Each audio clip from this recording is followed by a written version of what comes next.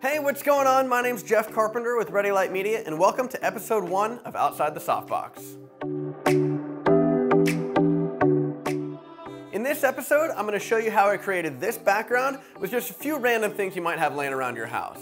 A few weeks ago, a client approached me about getting some new images for her podcast, and she originally wanted to shoot it in a recording studio. Unfortunately, we couldn't book anything in time, so I decided to just create a studio within my studio. The two pieces of material that I needed to give the illusion of shooting in a recording studio was a piece of pegboard, which I had laying around, and also an old box that had a roll of seamless paper in it. The first thing I did was cut my seamless paper box in half, and then mark 6-inch increments across the whole thing.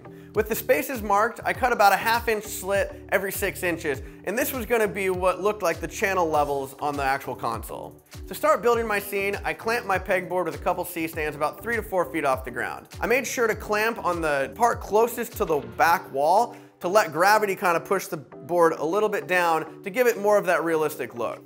Once I had my pegboard in place, I decided to bring in my first light, which was a Pulse Buff Einstein and a blue gel. Just to avoid any light spill, I placed a couple of V-flats on either side just so I didn't have light bouncing everywhere. Now that I've got my base of the console ready to go, I decided to bring back in my box and shoot another light through it. So with this, I wanted to actually create the channel levels.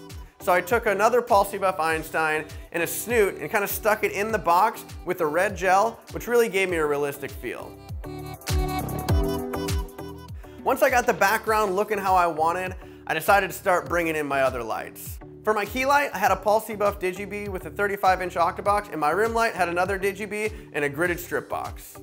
One thing to keep in mind with your key light is that you don't get too much spill on the background. I wanted the background the way it looked without any of my front lights, so I made sure to feather my light off to the side to really make sure there was no spill. One issue that I was afraid I would run into with this setup is not having enough room to actually put my subject in the image.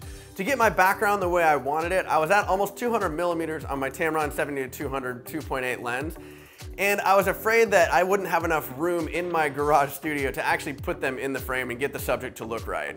To my surprise, I actually had enough room and it looked great, and this is what we came up with.